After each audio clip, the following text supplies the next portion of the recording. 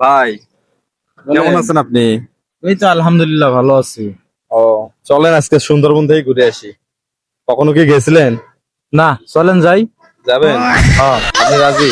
হ্যাঁ ও, তাহলে বসি। বসেন।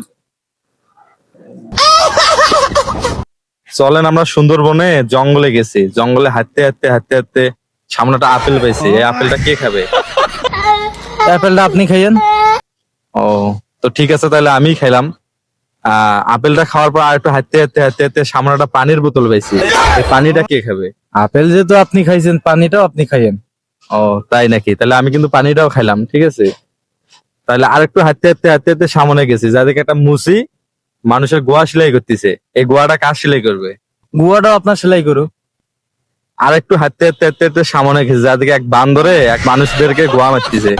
যারা যা দিছে তাদেরকে গোয়া মারতেছে। এখন গোয়াটা কার মারবে? গুয়া তো আপনার সেলাই করে, তাহলে গুয়া তো আমারই মারবে।